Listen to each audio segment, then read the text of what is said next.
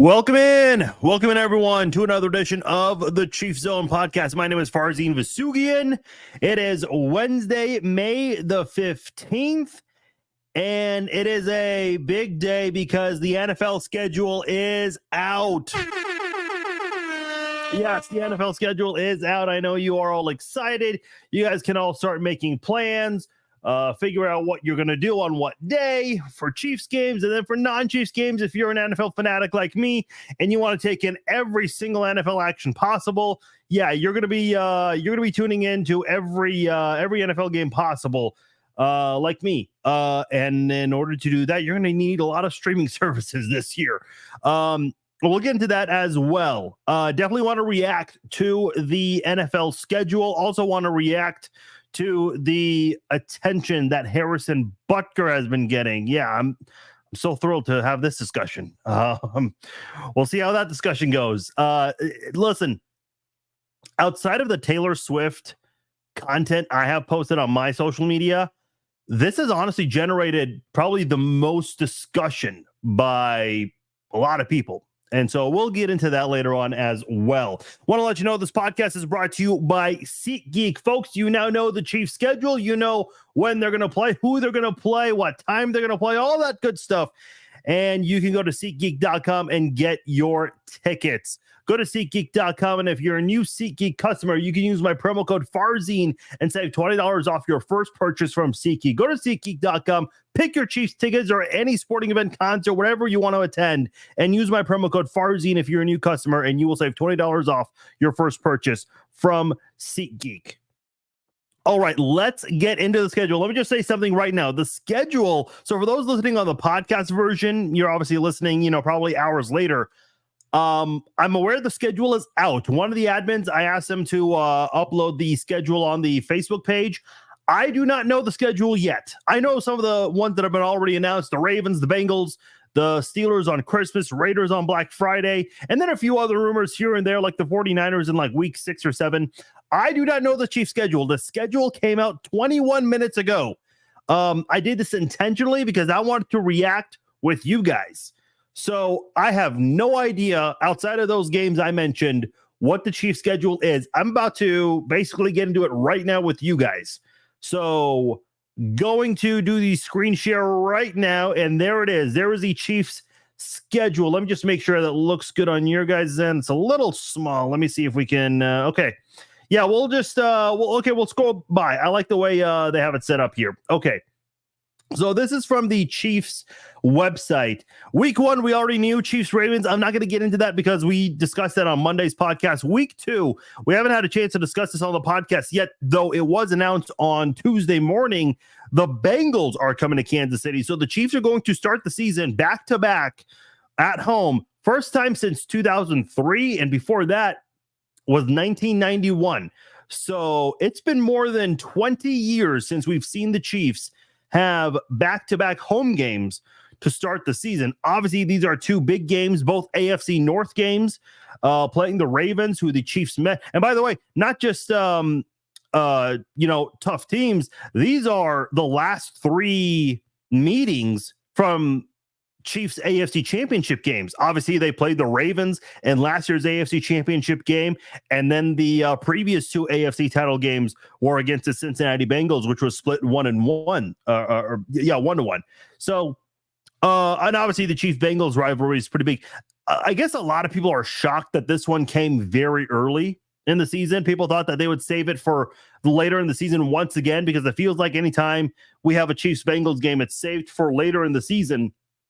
But they have it very early. Listen, these are not my words. These are the words of other people. The speculation is they have it early because they want to make sure, you have everyone healthy for this matchup. And I think a lot of that is targeted towards Joe Burrow. Listen, I'm not a doctor. I don't know. I know there's a big deal being made about Joe Burrow and his injuries and the types of injuries he sustained in his short career. Yeah, I mean, listen, we'll see, I guess. Obviously, this is going to be a very important OTA training camp and preseason for the Bengals, specifically Joe Burrow, to see how he's going to look. And then obviously that week 1 game, I don't know who the Bengals are playing in week 1. is going to be pretty big. But from a Chiefs standpoint, man, this is pretty significant to have two big conference games the first 2 weeks, because even though these games are early in the season, these two games are going to have serious playoff implications come December and January, when we try to get closer and closer to the end of the season and we see what the playoff picture is going to look like. So that is my immediate reaction when I see those two games back to back. Week 3, this is interesting. Sunday Night Football against the Falcons. Oh boy. That does not excite me for a Sunday night game. And by the way, this is the first road game, so this is going to be in Atlanta. Here's my thing with primetime games, and you see this often. You see like random non-conference matchups for these primetime games sometimes, and I'm like, why? Now, if it's like a Super Bowl rematch, yeah, 100% give me the non-conference primetime game of like a Super Bowl rematch. Or if it's just two powerhouse offenses or quarterbacks, yeah, sure, give me that. But what about Chiefs versus Falcons excites anyone for Sunday Night Football? That doesn't excite me. I'm not too thrilled about that for a Sunday Night Football game, but hey, it's I'm sure the week of we'll all be pumped up, of course. Week 4, it is the Chargers. Okay. I mean, just a divisional matchup early on in the season. Okay, interesting. By the way, I'm very curious to know how many 12 o'clock kickoff games there are, because so far there are 0. Oh wow, the bye week's very early. So week 5, Monday Night Football against Saints. Okay, again, another like non-conference primetime game, which absolutely makes no sense, but I guess that's what we're rolling with right now. That is going to be against the Saints, October the 7th. Again, I mean, I really have no reaction to that. I just let me ask you guys real quickly. Do you guys? Yeah, everyone hates the week 6 bye week. Is there anything that excites you guys about the Falcons on Sunday night and the Saints on Monday night? Like if the Chiefs had recently faced the Falcons or the Saints in a Super Bowl, I'd be like, sweet, let's get it. Super Bowl rematch. Let's go. But to me, it's like, why those teams? Why do we have those? I remember Washington was picked to visit the Chiefs for a Monday Night Football game. That was actually Harrison Butker's debut with the Chiefs. Yes, we'll get into Harrison Butker later. I'm sorry, I just can't say it for the straight face. See, a lot of you guys agree with me that this is kind of a weird like set of teams to have for primetime games for the Chiefs. Yeah, I'm not sure. It is kind of interesting to me. Okay, the bye week is week 6. Yeah, I mean, I don't like it, but here's here's my thing. The Chiefs have had their bye week in the middle of the season quite a lot in recent years. At some point, you're going to have to just accept the fact that you're going to have a bye week a little early. I remember in 2006 when Trent Green suffered his concussion, the Chiefs had a bye week in week 3. And that was a big deal at the time. For one, it was way too damn early. Number 2, when Trent Green suffered his concussion in that week 1 game against the Bengals, all the reports came out, he's going to miss 2 games. And people were looking at the schedule. They're like, wait, 2 games or 2 weeks?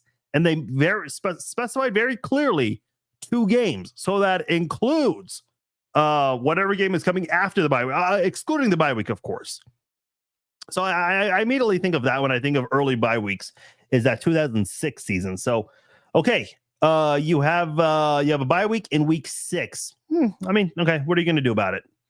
I guess the importance of getting that number 1 seed is a bigger deal now, because depending on the Rashee Rice suspension, maybe he comes back kind of refreshed, recharged with the rest of the Chiefs squad if the suspension comes this year. And maybe that'll give the offense the boost that it needs, depending on how things go the first 5 games. But yeah, getting that 1 seed becomes more important so you can get that bye week in mid-January, as all the other teams duke it out on wild card weekend. Okay, so I know we're going to the next line. I'm expecting the 49ers because that was one of the reports. Yeah, there it is. Week 7, the 49ers. That is going to be a road game. By the way, the Monday Night Football game is going to be at Arrowhead against the Saints. I failed to mention that. Week 7 on the road against the San Francisco 49ers. We knew about this yesterday. This is going to be Tom Brady's first time announcing a Chiefs game. So it's a big deal. Tom Brady, he is obviously now with Fox, and that, of course, is going to be something a lot of people are going to tune in for the first few games just to kind of see how he does. And then you're going to go on the road again and go face the Las Vegas Raiders, where the Chiefs are undefeated.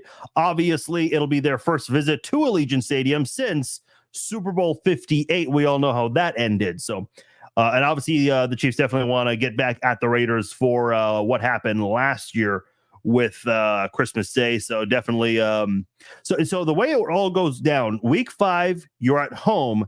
Obviously, you're not playing it during the bye week, and then the 2 road games. So you're going to have a few weeks away from Arrowhead. Then you come back. Oh, wow. Imagine that. Another non-conference primetime game.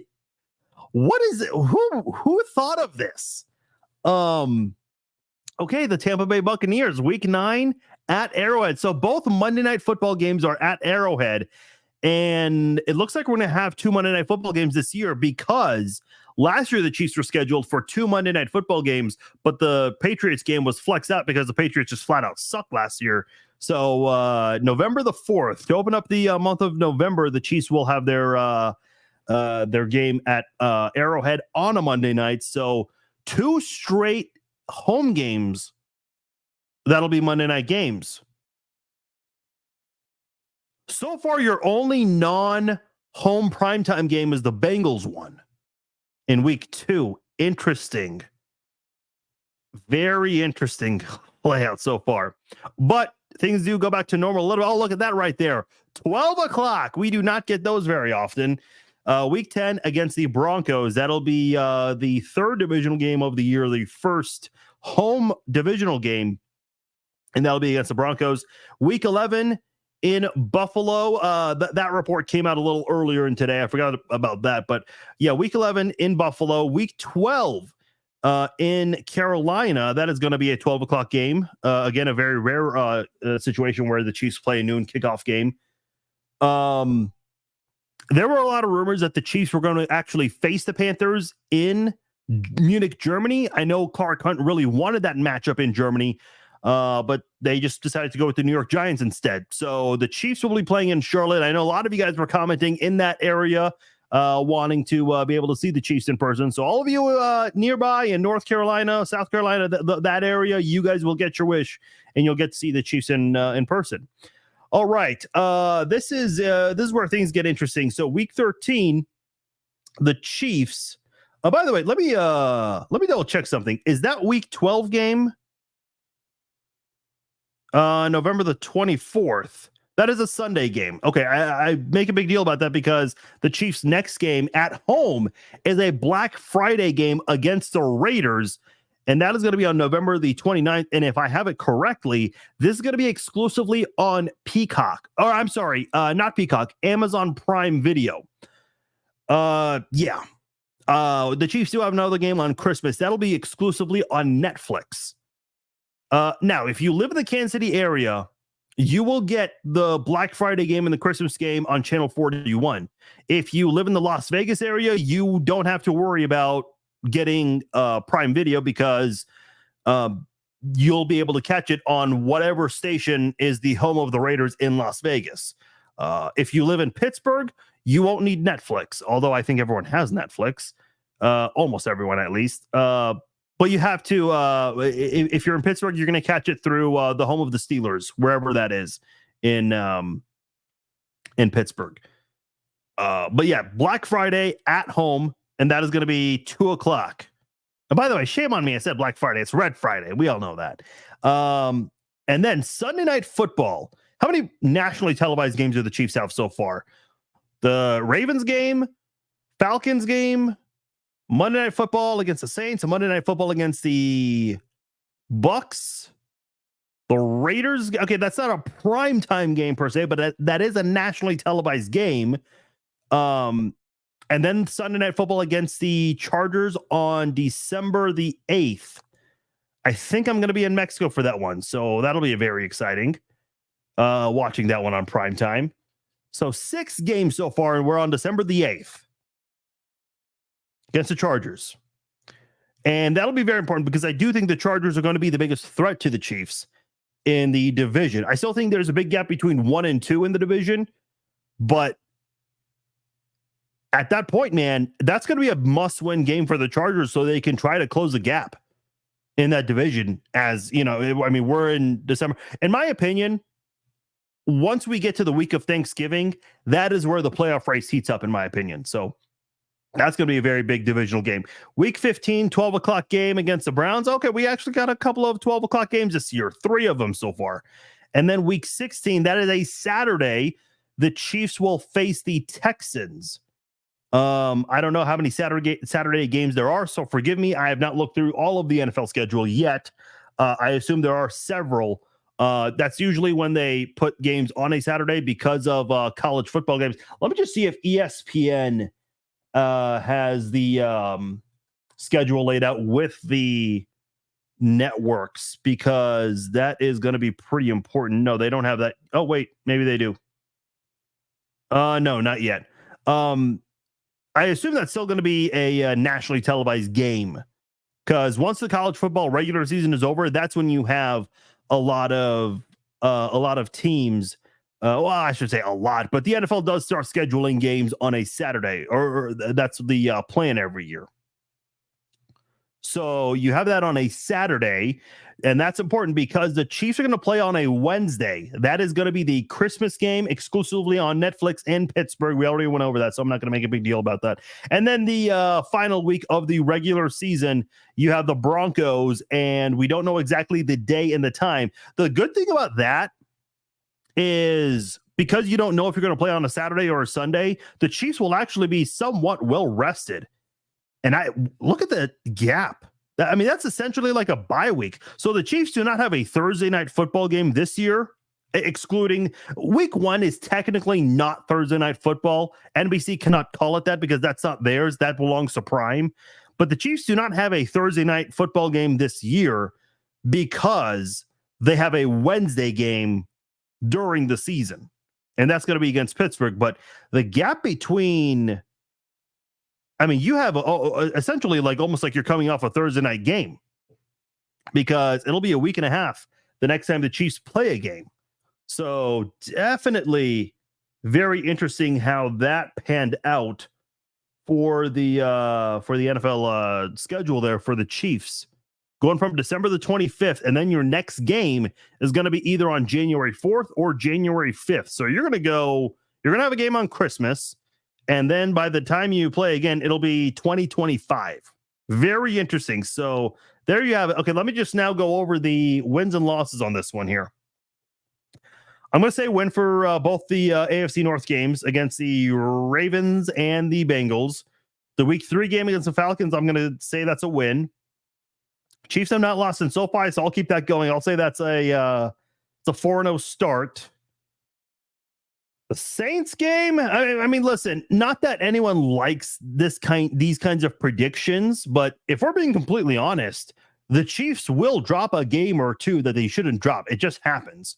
So I'm going to go ahead and say that this is going to be one of those unexpected losses. You had a few last year against the Raiders, against the Broncos, and then the year before that, you had the loss against the Colts, which nobody saw coming. So those do happen. I'm just going to say this one right here. Not that I want that to be the case, but I think that'll happen. I do think the Chiefs will beat the 49ers. I think they'll beat the Raiders on the road. I think they'll beat the Bucks. The Broncos game in week 10, I'll pick that as a win. I'll go ahead and put a loss for the Buffalo game because Buffalo just has Kansas City's number in the regular season. We all know who.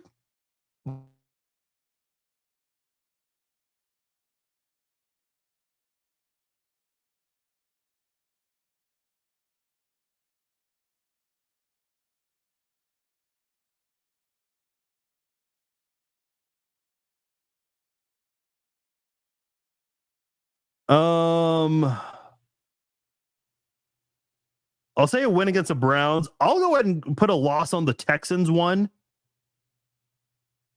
I mean, listen, it's hard to win 16, 15 games. So you have to put a few losses here. So I think the Texans game will be a loss on the last 2 weeks and come away with a win. So I'm going 14-3 on the year. Yeah, it's a difficult schedule. The Chiefs always have a difficult schedule.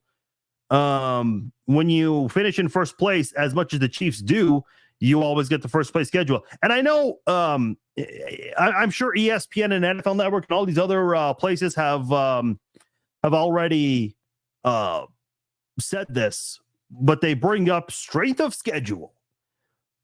Yeah, but that doesn't mean anything right now. Like, whatever, and I don't know what the Chiefs' strength of schedule is percentage-wise and how it compares to other teams. That doesn't mean anything on May the 15th because that is all based on last year's success, not this year's, last year's.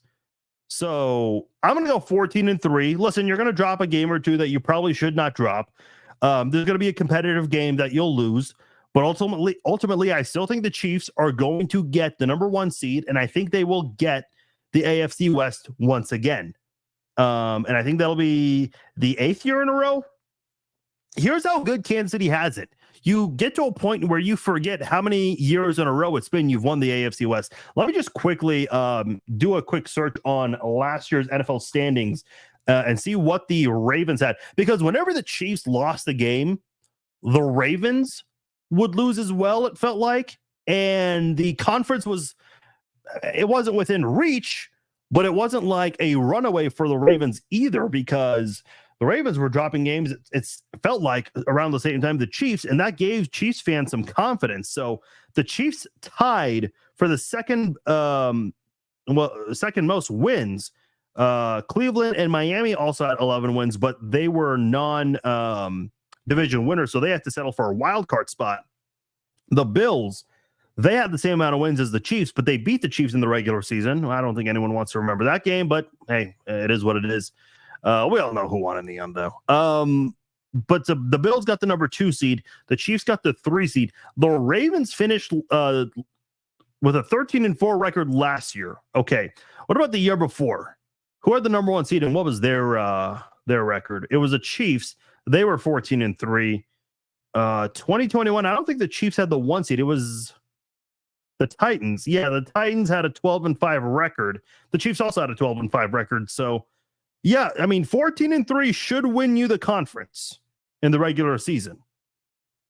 It'll be the 9th in a row. Okay, yeah, I mean, there you go. Yeah, Sheldon, I do think the Chiefs get the first round bye. I do.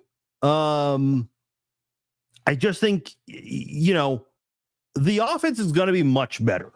The defense, I know there are a lot of people outside of Kansas City making a big deal about L'Jarius Sneed no longer in Kansas City. Yeah, but they have Trent McDuffie, who's an all-pro and is growing and getting better. You have Josh Williams and Jalen Watson, who have filled in and have made some big plays in key situations. They haven't been perfect. And I know word came out after the Super Bowl that Jalen Watson was battling through a shoulder injury. And so you hear this every year. You hear a player or two that plays through an injury, but for whatever reason, we never hear it on the injury report. Topic for another time, I guess. But the whole thing with the Chiefs defense without L'Jarius Sneed, that'll be just fine. Here's the most important thing about this Chiefs defense. They brought back their entire defensive line. Chris Jones, re-signed him to a big deal. Karloff is still on the team. They brought back Mike Dana, which surprised me. FAU is still part of the mix. I know FAU did not do much last year, but whenever he was on the field, he did some impressive things. And this is a guy that, again, did not get significant snaps. I remember Dee Ford, when he got drafted by the Chiefs in 2014, a lot of people said during his rookie year, he's not doing anything. Yeah, because he's behind Tamba Hali and Justin Houston. FAU right now is behind Karloftis and Dana, who had a remarkable, no, I don't want to say a remarkable season, but better than what a lot of us expected. And Charles Omenihu, who is recovering from a torn ACL injury that he suffered in the AFC title game, he's out there.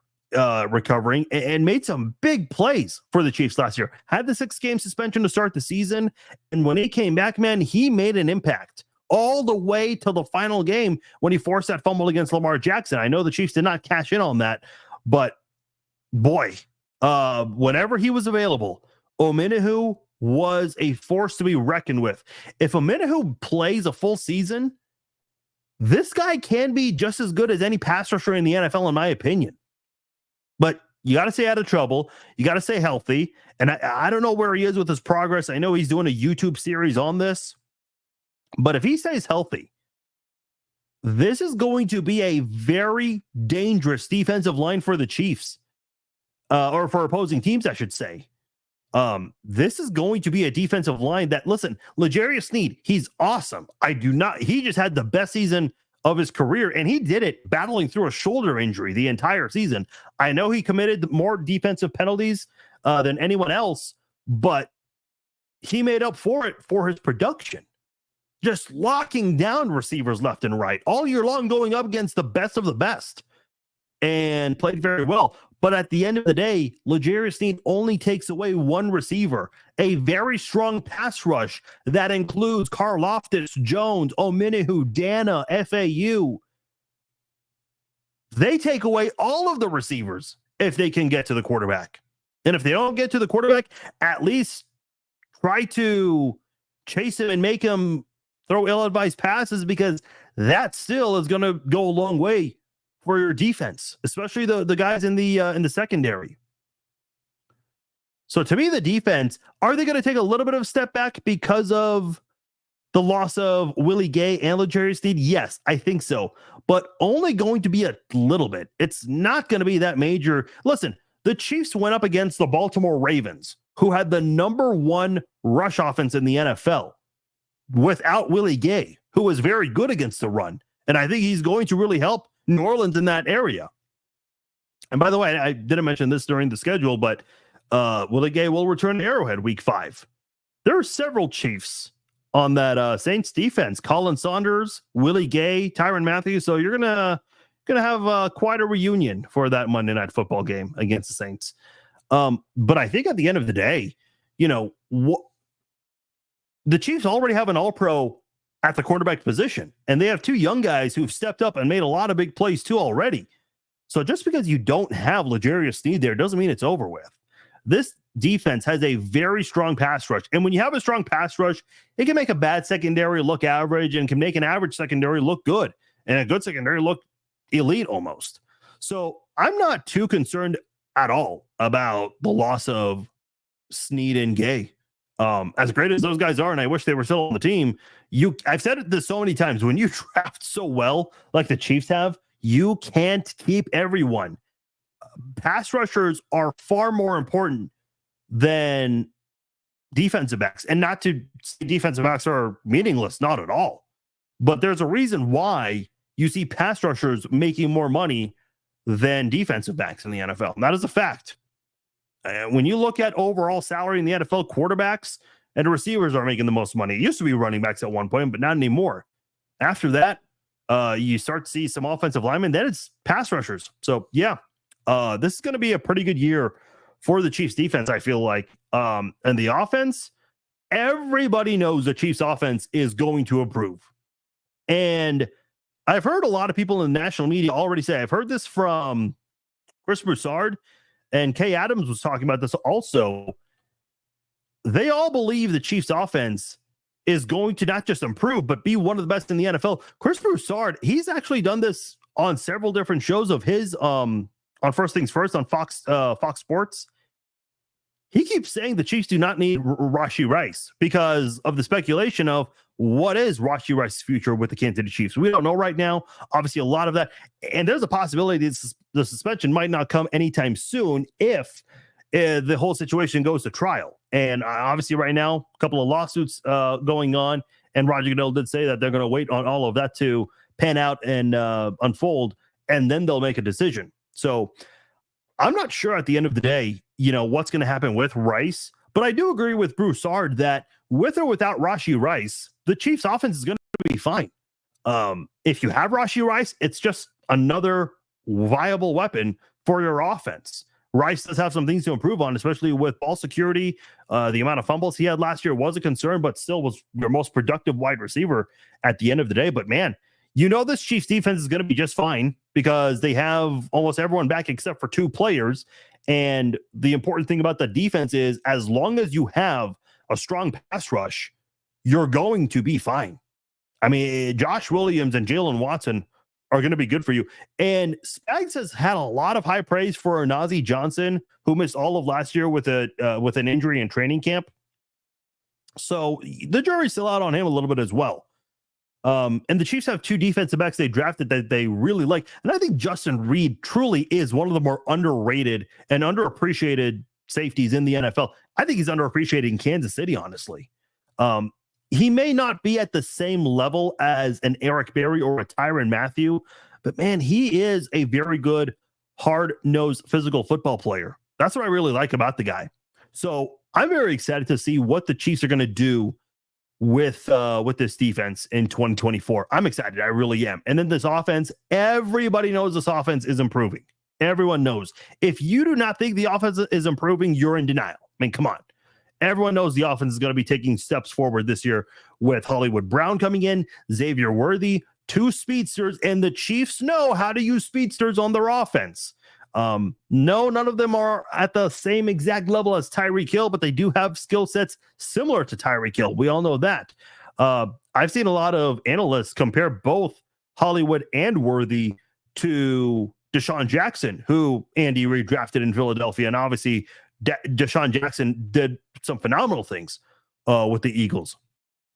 So, and see, Perez says it really well. Andy's playbook is built for speed 100%. And this is why I think it's going to be a process, but Luis Rees-Summit, I think the best position for him is the running back position. If the Chiefs were to place him out as a wide receiver, I'd be a little concerned because it's like, okay, you have to adjust to the sport. And not only that, you have to understand all the route running drills here and be able to succeed in that area. And it's like, that might be a little too much. But if you're a running back, making that transition from rugby to running back, especially with his size and speed, I think he can have a flawless transition at that position, and then eventually might make his way to the wide receiver position, kind of like how Tyreek Hill was mostly a running back in college, and then with the Chiefs played some running back, but also moved him out as a receiver, and now he's a full-time receiver. So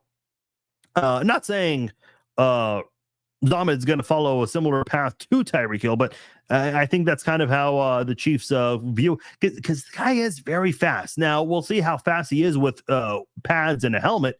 He's still going to be fast. I mean, come on. Let's not get that.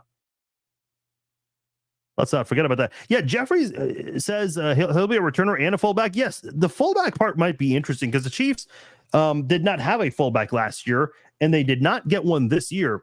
So at the end of the day, this is a football team that has some options. And Andy Reid, the thing about Andy Reid is he is a very creative guy.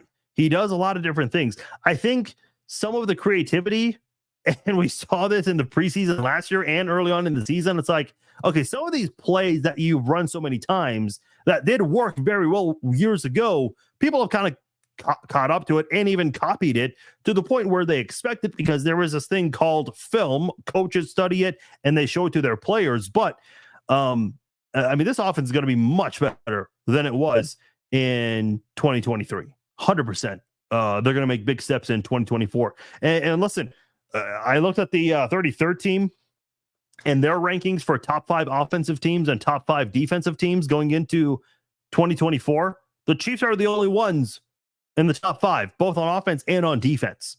So you know damn well that this is going to be a very good football team. And by the way, let me just clarify on something. We all know last year's offense was not good. Patrick Mahomes had probably his worst season statistically speaking. The offense as a whole was not very good. And by the way, I'm not slamming Mahomes. It wasn't all on him. I think there were some things Mahomes did a bad job of last year. But obviously when your receivers are dropping passes, when you're hitting them right in the freaking hands, I mean, what else is a quarterback to do? But here's the thing about at the end of the day. the Chiefs won a Super Bowl. And that wasn't even the good Chiefs team. What did a lot of people say? This was a down year for the Chiefs. That's what they said. And that team with a down year won the Super Bowl. They had all this postseason games. Oh, they're playing the high and mighty Miami Dolphins. They shut them out last time, but they can't do it again. Well, they basically did that twice. One in the cold and once in an indoor stadium. So it doesn't matter the conditions or whatever the case may be. The Chiefs just had Miami's number last season. And then on the road, Mahomes has never played a true road playoff game because when they played on the road for Super Bowl 55, it was not full capacity. That's what Buffalo fans were saying, not my words. But what they do, they went and won. And I know a lot of people are going to say, oh, well, they missed a field goal. Yeah, but, and I've said this so many times, Buffalo is very lucky to have even had a chance to tie that game. Because if McCole Hardman does not freaking fumble at the 1 and have a ball roll into the end zone for a touchback, you win that football game. So by 10 points. So Buffalo's lucky that they even had a chance to tie in that game. Then the AFC Championship game. Oh, well, definitely this is the spot where, Kansas City's luck runs up. Nope. Got that one. Beat the San Francisco 49ers. I mean, whatever obstacle and whatever negative narrative towards Kansas City people had, the Chiefs just shut that down. And that was not even a good Chiefs team last year, offensively speaking. All of the issues with ball security, drops, and fumbles happened all the way through the Super Bowl. All the way through. So, again, the point I'm trying to make here with the offense is that was not even the good Chiefs team. And they won the Super Bowl. So, and by the way, I think Mahomes, what he did at the end of regulation to tie the game, came very close to scoring a touchdown. But to tie the game and everything he did on that drive, and then the following drive in overtime the Chiefs had where they won the game, Mahomes just put together a masterpiece on 2 drives. The 4th down one was a little scary, but man, they found a way. And then Marquez Valdes-Scantling kind of screws you over at one point, going backwards, losing like 10 yards or whatever it was. And they still found a way to overcome that. The things Mahomes did on those 2 drives impressed me. And this is someone that it's like, how much more impressed can you really be by this guy? And he finds new ways to do it. And listen, we don't know what's going to happen with Rashee Rice. If he's available, great. If not, I think a lot of people still have confidence in this Chiefs football team moving forward. So I'm very excited for this. Jeffrey says Mahomes will have 6K and 60 touchdowns. I don't know about that. If he has Rashee Rice, okay, maybe. But man, 6,000 yards is an uphill battle, Jeffrey. And 60 touchdowns. Listen, Mahomes has done 5,000 yards twice, but has only done 50 touchdowns once. And that was his first year as a starter, where they had the 3rd highest scoring output in NFL history. It's very hard to replicate that kind of success. And you're bringing up 6,000 yards. That's a shit ton of yards, man. I mean, keep in mind, this was, I understand the league has changed over the years, but this is a point in time where you could lead the NFL in passing yards, throwing 4,100, 4,200 yards 20 years ago. So I'm not sure exactly. See, Jeffrey follows up and says, this year he wants to separate himself from Brady. Listen, if he three-peats, that's a big step because no one else has ever three-peated before. Thank you, Tanner. I appreciate it, man. Thanks for watching and all the comments and all the good stuff, man. Yeah, I think, if you three-peat, obviously you're going to do something that's never been done before. But in terms of separating himself from Brady, I still think there's work to be done in that realm. Let me just say this right now, because I know a lot of people are saying, oh, he'll never chase Brady. Brady's the GOAT. He lost to Brady. Yeah, I know. He could never beat Brady in the games that mattered. But I don't think he needs to beat Brady to be better than him. Yeah, Brady got the best of him in those games. And, Mahomes, he basically had a JV offensive line in Super Bowl 55.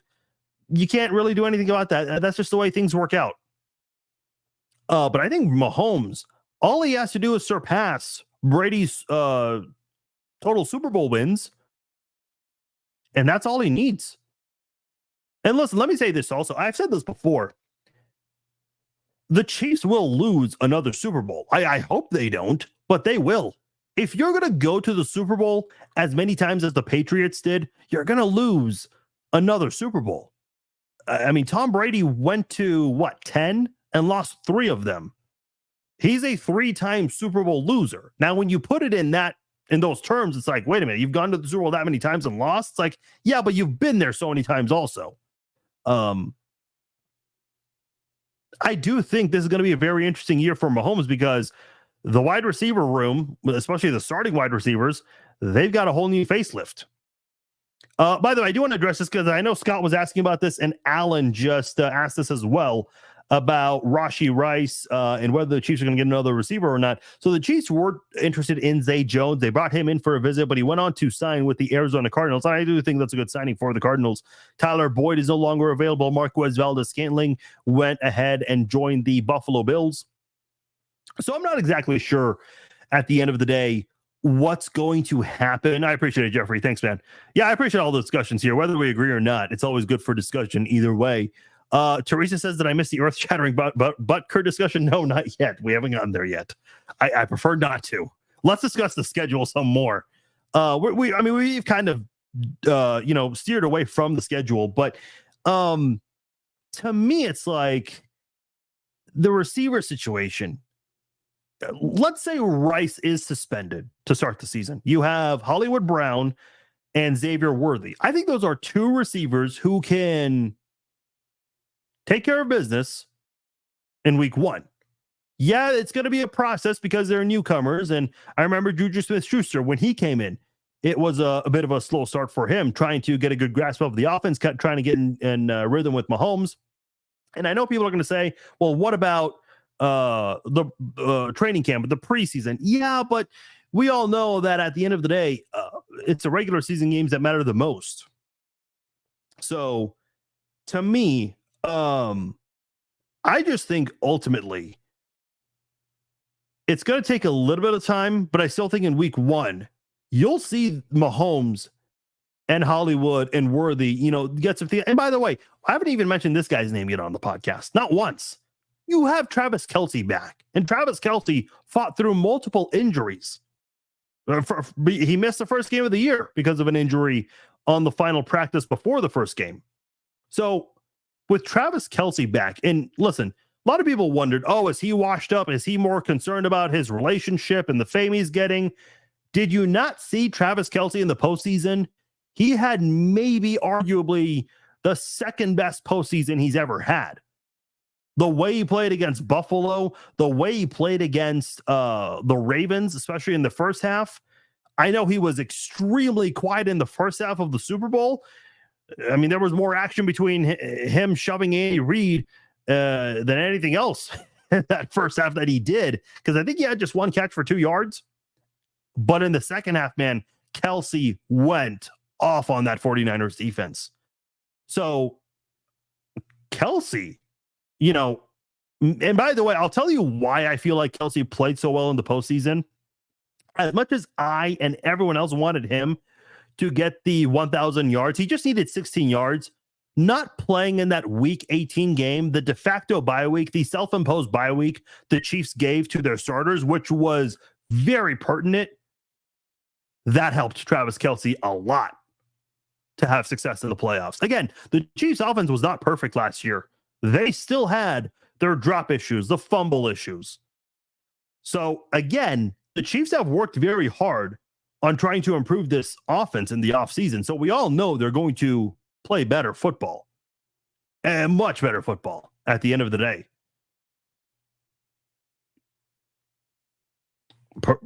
Perez, I'm with you, brother. Like, I wanted him. Listen, I had the stats all laid out about, like, how many players have had, 8 consecutive seasons of 1,000 receiving yards? It's a very small list of players. Mike Evans was one of them because he just did it last year also. So you could have had 2 players do that. Jerry Rice has done it. Chris Carter, I don't have the entire list in front of me, but man, it is very difficult to do. And all he needed was 16 yards. And he had some quiet games, like the game against the Bengals. He was very quiet in that one. He had just 16 yards in that one, if I recall. So Travis Kelce did have a few quiet games, even in the games he played. And the tight end position was not a good one last year.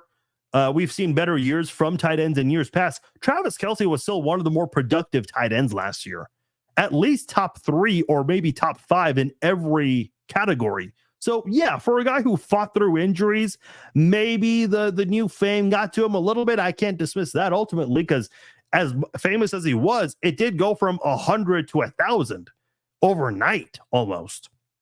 But he went off in the playoffs, and I think the postseason was the evidence we all needed to know that Kelce is not washed up. This guy's not done. He's got more left in the tank. So I'm excited to see what's going to happen this year for this Chiefs offense. You have Kelce, you have Worthy, you have Hollywood, maybe Rice. And even if you don't have Rice, I said this before and I'll say it again. You know who really benefits from all of this is Isaiah Pacheco, because you cannot stack 8 or 9 guys in the box anymore and have an easy time stopping Pacheco. Because I don't think Pacheco had a good postseason, in my opinion. I thought he played very well in the Bills game, but outside of that, I was not very impressed with Pacheco overall in the postseason. But if you have all of these speedsters spread out across your offense, with Hollywood, Worthy, Rice, who's a viable option as a receiver, Kelce, who, in my opinion, is the best tight end of all time, then you know that this, at the end of the day, is you can't stack the box. You can't double team everyone. So I think Isaiah Pacheco, statistically speaking, is going to have his best year as a Chief. Listen, Mahomes, Kelce, Rice, if he's playing, I think he will. How many games, we don't know. Hollywood, Worthy, Pacheco. There are a lot of guys on this Chiefs team you got to really worry about if you're a defensive coordinator preparing for the Chiefs. I would not want to be a defensive coordinator preparing for this Chiefs offense. I think this Chiefs offense is going to be similar to the one in 2018. Yeah, Bob, I see you. I mean, there are some depth guys. Watson, I think, is a good depth guy. Kadarius Toney is a very talented athlete, but what can he do in trying to bounce back? Jeffrey says, is Hardman coming back? As of right now, no. When the Chiefs did draft Xavier Worthy, he immediately went to Instagram and basically said, hey, that's it for me. Like, I'm not coming back to KC. He didn't say that word for word, but that was basically what he was saying. I would like Hardman back. That's just another speedster. I struggle with Hardman so much because he is a young guy, but man, his progression in the NFL has been very slow. Like, in what was it, week 18 in LA when the backups were playing, Blaine Gabbert throws a perfect pass to Hardman, but Hardman can't locate the football when he's wide open. Same exact thing a week later in the wild card game against the Dolphins. Mahomes, perfect pass to Hardman, but Hardman can't even locate the football. And then in the Bills game, he fumbles twice inside the 5. But then a week later, deep pass to Hardman, he locates it in double coverage. And of course, he had the touchdown catch to win the game in overtime. I know a lot of people will say, well, that could have been anyone. Yeah, but you got to have the speed to be able to throw off the cornerback. And they did exactly that to a former Chief in Charvarius Ward.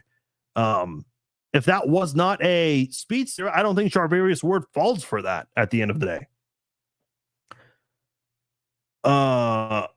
Perez says, I feel Toney is worried about the yards before the ball in his hands. I think Toney is honestly more worried about the criticism he receives.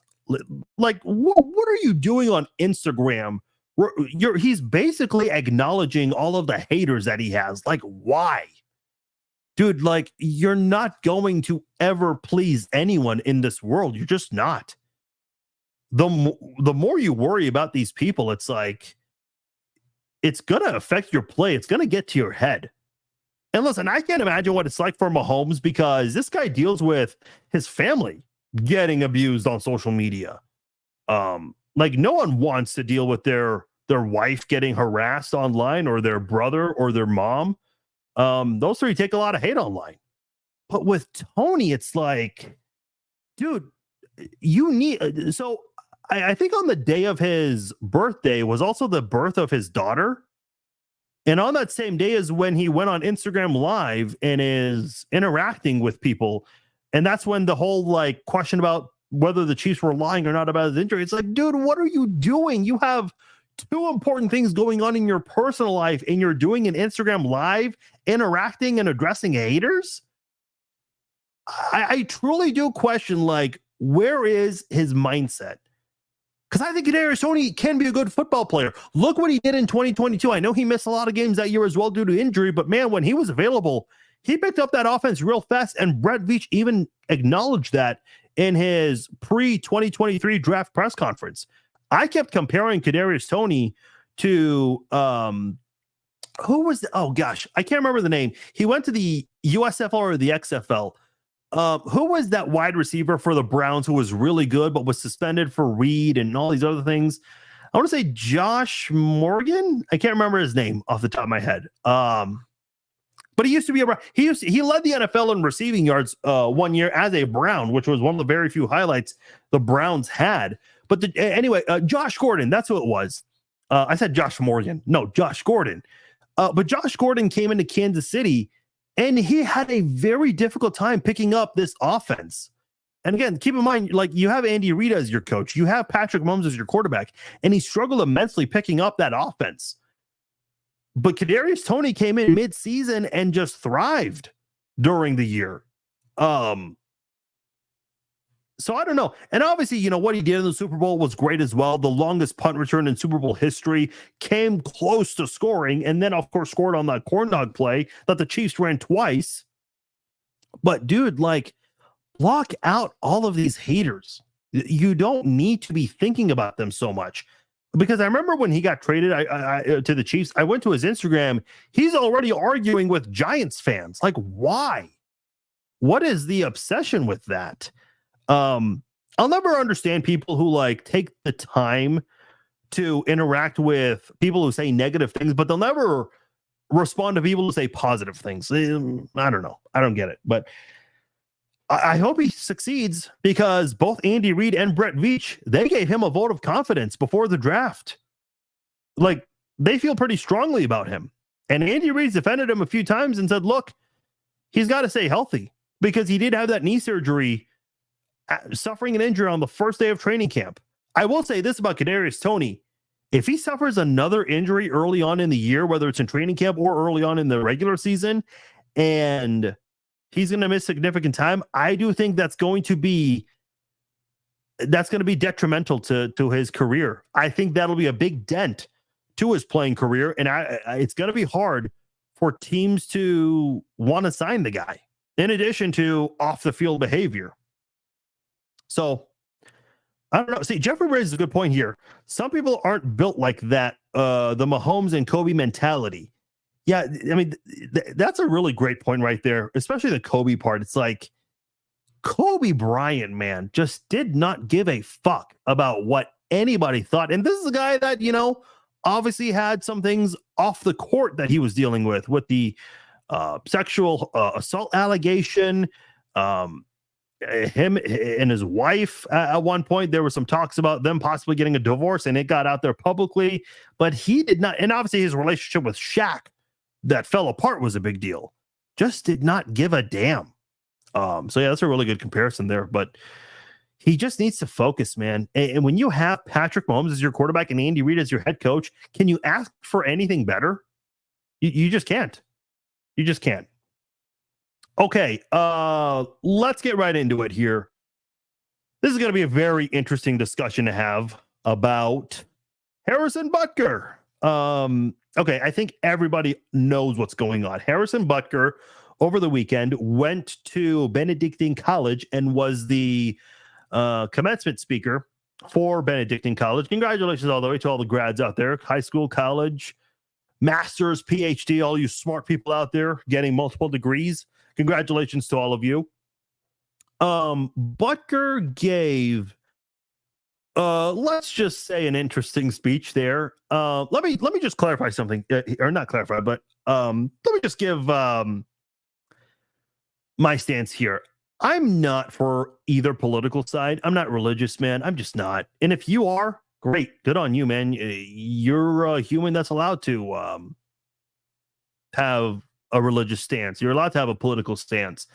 I just choose not to. And I know Butker, on various occasions, he has made it very clear that his religion as a Catholic is very important to him.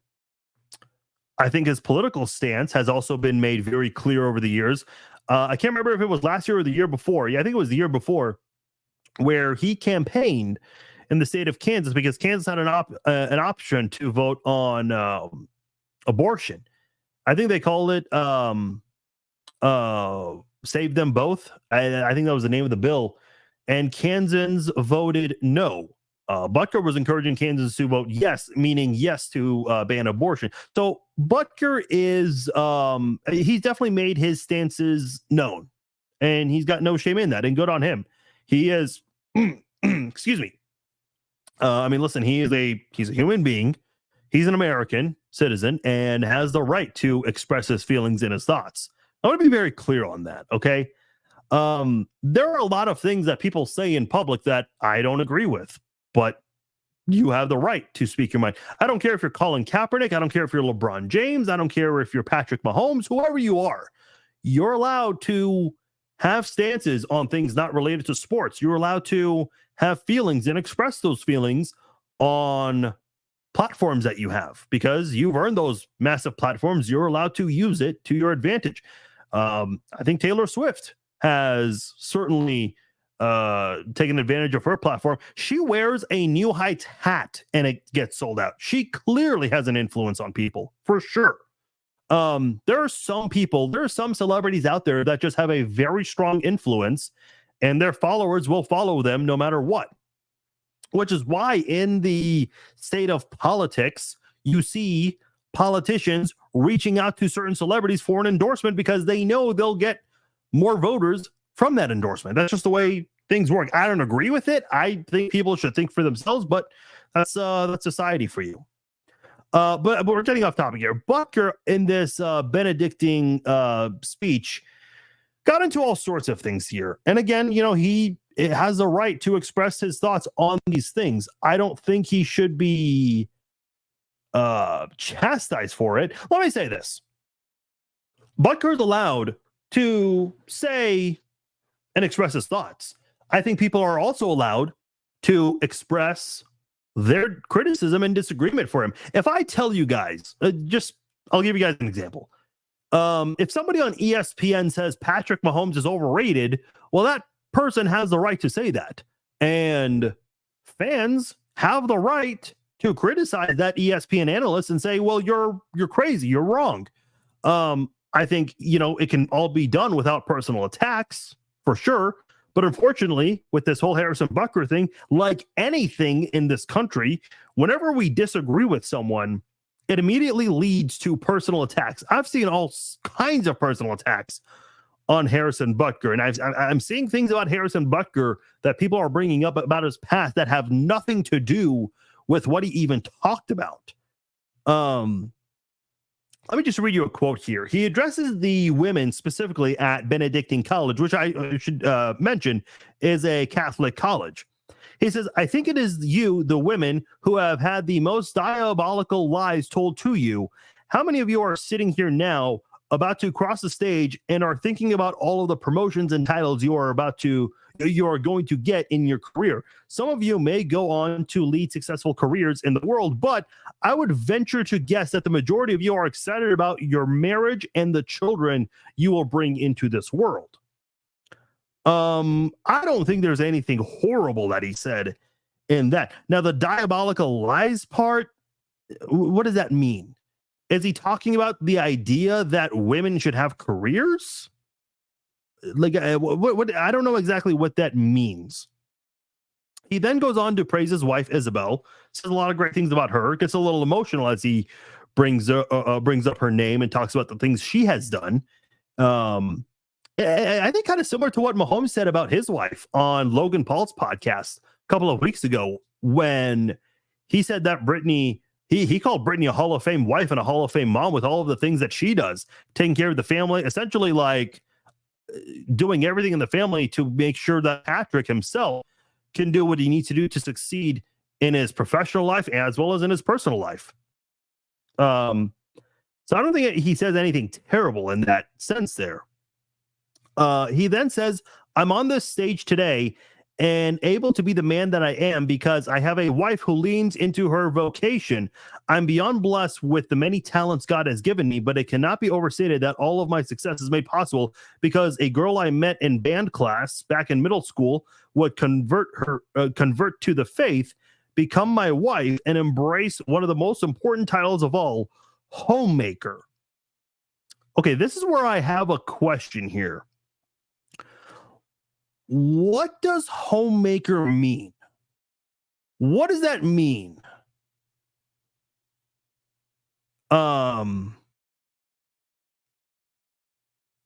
Because a lot of people, these are not my words, I want to be very clear on this. A lot of people are taking that as him basically saying women belong in the kitchen. Again, that's not what I'm saying. That's what a lot of people. I personally am not a fan of putting words in people's mouths. There are some people on social media who've done that with me and my words, and I do not like that nor appreciate that. I'm not so sure, when you say homemaker, what's the definition? And he gets into a lot of different things with IVF, and also talks about I guess Congress recently voted on a bill to pass where it would be illegal to talk about what happened with Jesus Christ and who was responsible for that. You got into some interesting things here. Listen, you cannot defend Colin Kaepernick and criticize this and say, oh, this is not, you can't do this. At the same time, you cannot defend Harrison Butker and criticize anyone else for what they have said over the years. I know people have the stance of, oh, Kaepernick should do it at his own time. Okay, and there were NFL players who did a BLM video, again, during their own time following the George Floyd incident, and those people still got criticized. So, I don't really know if I buy into the notion that, oh, do it during your own time, because, we've seen athletes speak up during their own time, so to say, and they still get criticized for speaking up. I think you all heard the Shut Up and Dribble segment years ago. The same person went on to say that Drew Brees is allowed an opinion. Listen, and I want to be very clear. I'm not picking sides here. Both sides are very guilty of the hypocrisy. When an athlete or an actor, when somebody speaks up and they have a stance that is opposite of yours, it's stick to sports, stick to ball. Don't talk about politics. But when someone agrees with you on something, you love them for it and you praise them for it. And I think that's silly, man. I don't want to live in a world where, people cannot speak their minds on anything unless you agree with them. Like, come on. There's silliness in that. The hypocrisy could not be anymore. And I want to be clear, it's on both sides. It's not just one side. I don't think Harrison Butker should really apologize for anything he said, but I do think he needs to provide some kind of clarification. Because here's the crazy part about America, whether it's Butker or a politician, someone will say something, and then you have people on one side who have one takeaway from it, and people from the other side who have a completely different takeaway. It's like, how do we hear different things in this world? Like, how does that happen? I don't know. It just doesn't make sense to me how we're at this area where, we complain that the media creates a divide. No, we as people are creating the divide. We're doing a damn good job ourselves doing that. Again, I don't think, see, Antoinette says it's all over that. Yeah, this is everywhere. Fox News was talking about it earlier this evening. Look, again, I don't think Butker has anything to apologize for. Do I think it would maybe help if he clarified on some things? Maybe. Sometimes when people clarify or even apologize, it ends up like looking even worse for them because sometimes the way it comes out, it just comes out like they're making excuses. So I don't really know what Butker's best move is. Does he address the criticism? Does he clarify anything? Does he just ignore it and move on? I don't know. I'm sure the Chiefs PR staff has worked very hard on trying to figure out what to do because OTAs are going to be coming up real soon, and I'm sure Butker will be made available at some point. And during that time, the question will come up. I'm sure Andy Reid is going to be asked about it. I'm sure Patrick Mahomes is going to be asked about it. People are comparing Mahomes' speech at the Time 100 event to Butker because Mahomes, the reason he was part of the Time 100 event is because of what he had done for women's sports, being one of the co-owners of the KC Current and talking about how far women's sports have come. And I do think he's right. Look at the WNBA ratings last night for Caitlin Clark's debut. Look at the Final Four in the national championship game involving Caitlin Clark. So, people are comparing that to Butker. I don't really like the comparison. I get what people are trying to do when doing that, but I'm just not really sure at the end of the day, like, where do we go from here? Because I'm seeing a lot of people, there's even a petition out there for the Chiefs to cut Harrison Butker. Folks, I'm telling you right now, the Chiefs are not going to do that. That is not happening. If Harrison Butker gets cut for this, you better cut Rashee Rice right now. And you better cut Travis Kelce for drinking beer and spiking the Lombardi, a replica Lombardi at Kelce Jam. I mean, you better start cutting a lot of other guys if you're going to cut Butker for this. Butker is not going to go. By the way, for any Chiefs fan saying I'm cheering for Butker to miss, no, you're not. If the Chiefs are down by 2 points in the AFC Championship game with 10 seconds left, and Butker's got to make a 50-yarder, you're really going to root for him to miss? Hell no, you're not. I mean, that's people are not going to do that. Listen, I think this is all going to blow over time. It's like, we can all have an overreaction. I'm guilty of having some overreactions in the past. I'd like to think I've gotten better about certain overreactions over time. I think when you get older, yeah, you get wiser and you learn how to handle those kinds of things. But I just think ultimately, maybe the best thing to do would be to clarify on what Butker was trying to say there. That's it. Yeah, Antoine says cut Kelce for yelling at Andy Reid. Yeah, that you might as well do that as well.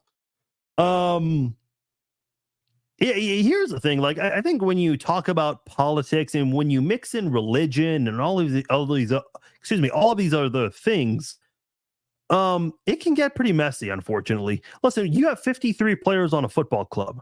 If all 53 players spoke out their stances, spoke their minds, essentially, man, you would start hating a lot of guys because you don't agree with them. And people cannot accept differences of opinions. I think that's one of the great things about life is, we're not all the same. We're all going to be different. We may disagree on sports teams. I'm a KU fan. Some of you guys probably hate KU with all of your guts. We might disagree on politics. We might disagree on religion, but you can still accept one another for differences. Unfortunately, we are at a state today where being different from someone is the worst thing in the world. You cannot be friends with that person. You could never go on a date with someone that's different than you. You essentially can never coexist with someone different than you. Like if you're sitting next to someone on an airplane and they have a different religion and political stance than you, it's like, I mean, are you suffering? Is that the worst thing in the world? I don't know. Scott, I don't think America's in trouble, man. I don't think so. I disagree. America is still like the best place to be. Last year, a few weeks ago, I celebrated my American citizenship anniversary. Man, I'm telling you, like my family and I came from a third world country, and I can never thank my parents enough. That's the best thing they've done for me. And eventually my brother who was born here, because the opportunities and the freedoms I have here, whereas, in Iran, no way. No way. It just would not work out. Doug says, so here is why my daughter was mad. She viewed it as, once again, a man telling a woman what they should do. Yeah, I mean, I don't know. I can understand why people see it that way, but I don't think he was necessarily, I don't think that was his goal in all of this. I think he was trying to lean very hard on what it means to be a Catholic. And by the way, here's the criticism of Butker with this speech. You want to criticize Joe Biden, which we haven't even talked about that, and I'm not going to get into that too much. But you want to criticize Joe Biden. You want to talk about Jesus Christ and all of what happened. I there's a time and place for all of that. I just don't know if a graduation commencement speech was the time. This is a time for celebration. This is a time to congratulate people who've worked really damn hard on earning their degrees. Listen, man, college ain't easy. Costs a lot of damn money, too. So I think my criticism is I feel like he was maybe being, I think he was being like too on the offensive side. And it's just like, was there a reason to do that at a commencement speech, a graduation? Bob says, when you open your mouth, expect the heat. This is kind of what I was wondering too. Like, did he, obviously, they write these speeches and they practice them. Did he just like write this and think, yeah, perfect, let's go with this? Apparently he did not want to do it, and Benedictine College begged him to. That's what I'm hearing. That was according to Scott Parks on KMBZ radio. Farzine on 52, and the kids today are disrespectful. Parenting is gone. I can't really say I disagree. I mean, kids today are, boy, that's a whole nother topic. But I don't know if it relates too much to this. The Hunts acknowledge God all the time. That is very true, Kelly. So to the coaches and many of the players, there's more that love Jesus than don't. I mean, listen, there are a lot of players who do a pregame prayer in the end zone. Some choose not to, and that's perfectly okay. I do know the Hunt family. Sometimes they get caught on the field. There are 5 of them, so they gather in a circle, holding hands in a prayer. And listen, good on them. Listen, I'm not a religious guy. When Tim Tebow was attacked in 2010 and 2011, I'm like, why? Because at the time, we were dealing with a lot of players getting DUIs. I would rather hear more about a player's religion than hearing about players getting arrested. Unfortunately, in Kansas City, we've had a lot of players and coaches and Britt Reed who have gotten into trouble. And it's just like, I would rather hear more about someone's religion and their positive family life than all the bad things that go on off the field for some players.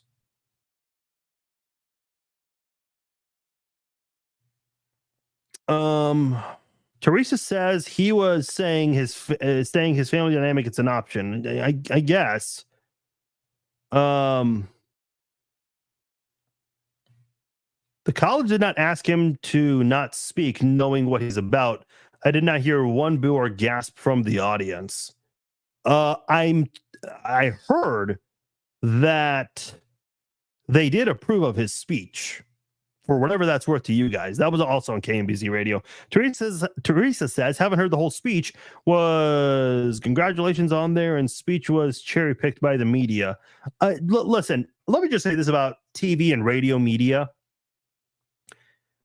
You can't have a TV show and air the entire 20 minutes. You just can't do that on TV or radio. Because you lose your audience, and your audience gets kind of bored with that kind of thing. There are still ways to display the full clip, but you just don't see that often.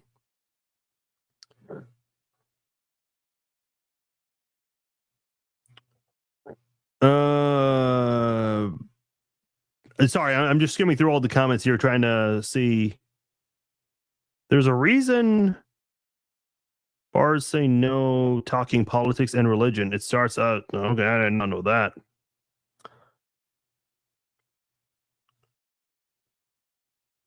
Parisa, I hope I said your name right. A Catholic giving a Catholic speech at a Catholic college. Yes, that is true.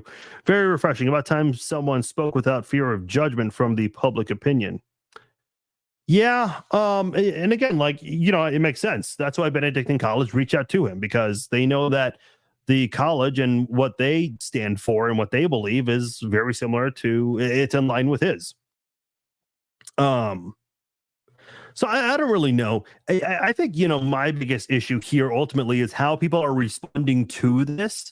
I don't think I've seen any players respond, or any former players, but I did see Brooke Schwartz, the wife of Mitchell Schwartz. Mitchell Schwartz, of course, played right tackle a few years for the Chiefs, and eventually retired after an injury. She was not shy about what she had to say. She went on to call it absolutely gross and had all kinds of things to say about Butker and why she felt like he was in the wrong. I mean, it's only going to go up from there. The national media has kind of picked up on this today. So, I mean, there are a lot of like podcasters and bloggers, social media influencers who picked up on this during the week, but it's picked up a lot today. And I don't know if Butker is going to do an interview on a national stage addressing this. Excuse me.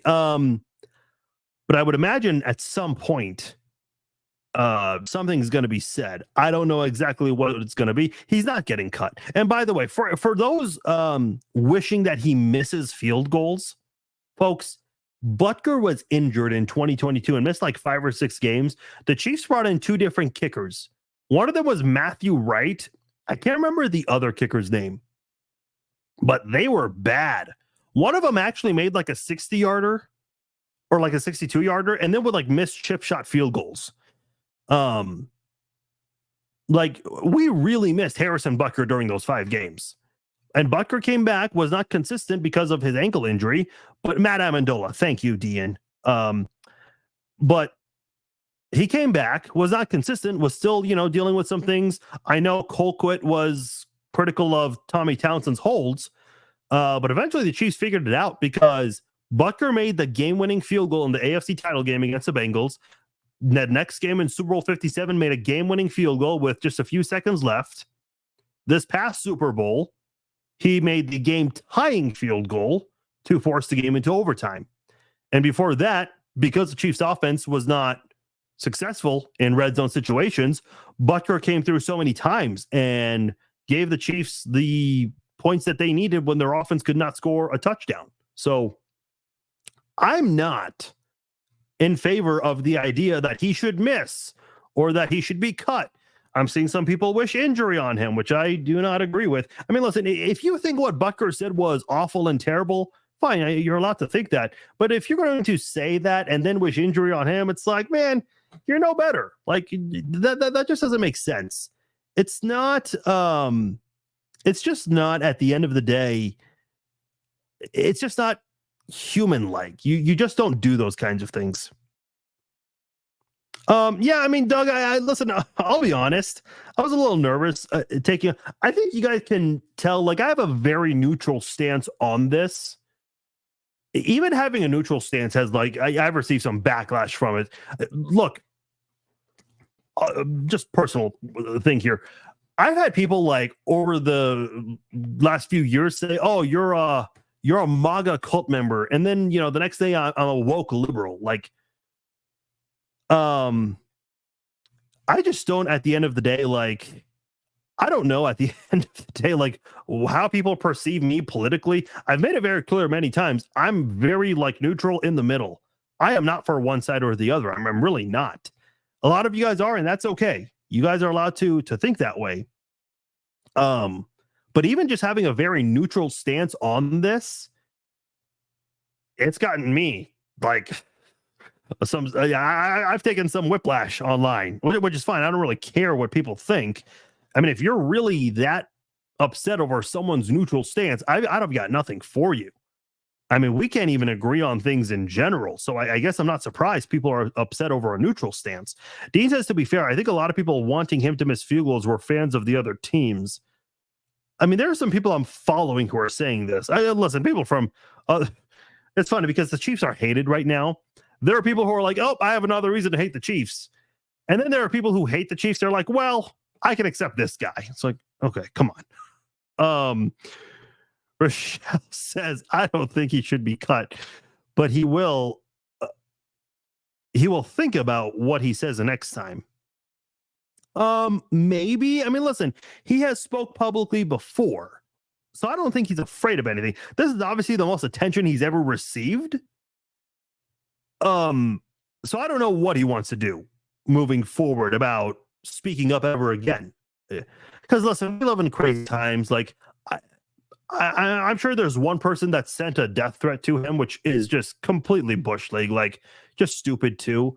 Because you kind of do have to think about that. Like, if you speak up again, or do you have to worry about your safety or your family's safety? You shouldn't have to, but unfortunately, that's the way people are. Bob says, I hope he has a fantastic year, but he should keep his views out of the public. Otherwise, expect people to fire back. You know, listen, I think people should be able to speak their minds. I know Aaron Rodgers says a lot of things. Listen, if he has the platform to express those feelings, good on you, Aaron Rodgers. Go express all of those feelings, okay? No one has to agree with all of you, but you should be at least able to speak your mind. And I think people should be able to disagree with you and criticize you in a rational and respectful manner. But again, unfortunately, we are not at a place where people can rationally disagree with you. You just don't see it anymore. You just don't. Mario says, I am a radical independent. Mario, so am I. All people have the right to their views. Yeah, 100%. I agree, Teresa. The religious right was to force their beliefs upon us from controlling the country and Supreme Court and justice for all mankind. Yeah, I get what you're saying, Bob. I just don't like when people mix religion and politics. I don't agree with it personally. Teresa says, I'm very middle, but strongly disagree that everyone doesn't have a right to their own views. Yeah. No, everyone should be able to speak. Listen, I don't care if you're an athlete. Like, you should not have to stick to sports. You know, Kelsey's doing his own Kelsey Jam. He's doing music. No one says stick to sports to that. Again, I know these are like very serious topics that people react to, but you can't, you know, accept someone, you know, having a Kelsey Jam or playing video games. Like a lot of athletes, they stream video games on Twitch. Do they get told stick to sports when they're doing that? I don't know. I don't think so. Yeah, I agree with this. Scott Dean says radical independence for the win. Yeah, that's how I am. That's where it's at. Matthew says I'm a neutral person, but everyone is entitled to say their opinions, agree or disagree. Yes, yeah, that's my thing. And again, I think people should also be able to express their opinions if they agree or disagree with Butker. Teresa says, yeah, it's a losing battle. Yeah. And I guess like Mahomes even recently, he even said he's not going to speak up on anything politically. I can understand why. Probably do not want to lose, because Mahomes has a lot going for him with his business ventures and all of that, because people will buy a Prime Energy drink just because of him. So I think he wants to not lose that crowd, because he knows that if he does speak up, he'll lose some of that. And that's, you know, again, I don't think that's something that people should have to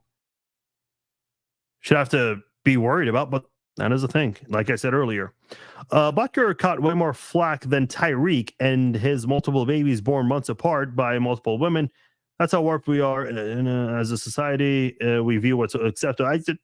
Kelly, I don't really disagree. I mean, look, what Tyreek Hill has going on in his world, I don't know how many kids he has, but he had a lot of kids last year and got married to a different woman.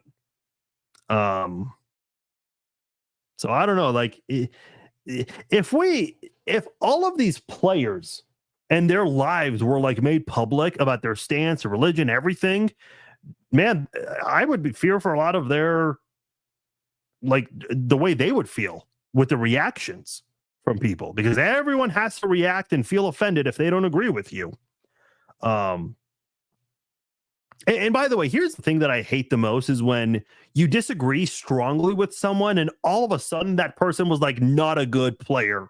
Really? You disagree with someone and all of a sudden their skills change? Like, come on. It's almost like, if Tom Cruise spoke his mind on something and you're like, oh, you know what? I disagree with you. And on top of that, Top Gun and Mission Impossible are terrible movies. Like, come on. It's like someone's, movies or acting skills or music doesn't change all of a sudden because you disagree with them. I remember, I'll wrap up with this. I remember The Rock, or Dwayne Johnson, whatever you want to call him. He endorsed Joe Biden in 2020. He has also admitted that he regrets that. But at the time, he got crucified for that endorsement. Again, I think you can rationally disagree with someone, but if you're going to hate on someone, because I remember looking through his social media, people were saying, oh, you ruined my childhood. You were my hero, all these things. I'm like, wait a minute. I thought people were allowed to speak their minds on things. But we all know that's not the case.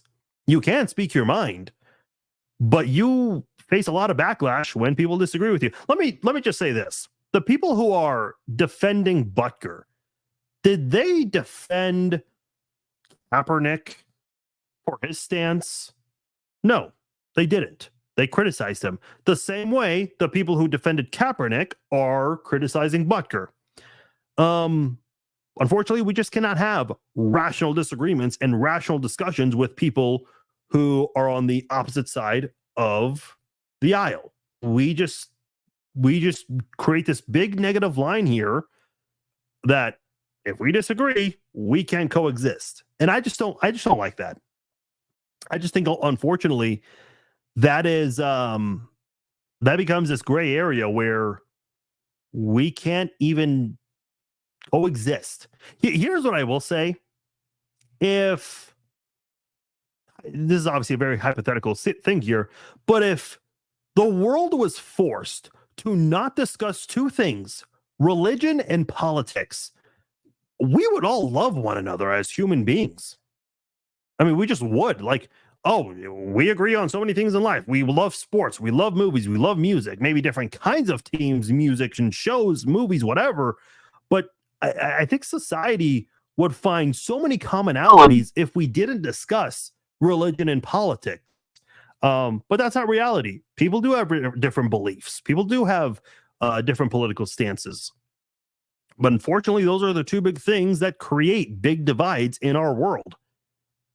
But I am kind of a point where I am turning into a broken record and kind of repeating myself. And the point that we are, unfortunately, unable to rationally disagree with one another.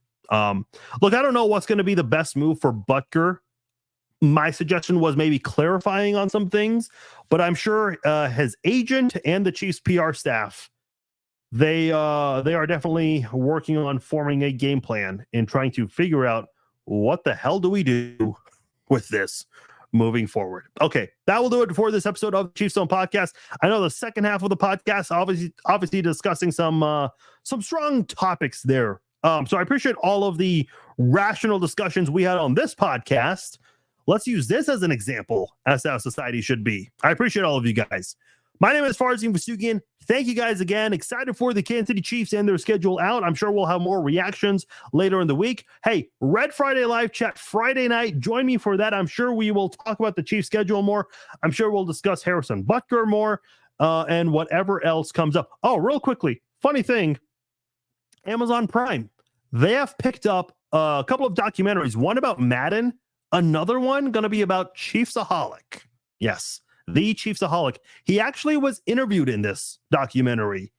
I'm actually very curious to see what he has to say for himself, because the guy built this big persona for himself about how he likes to bring people together, buying people drinks at sporting events that he meets, people who recognize him, all these things.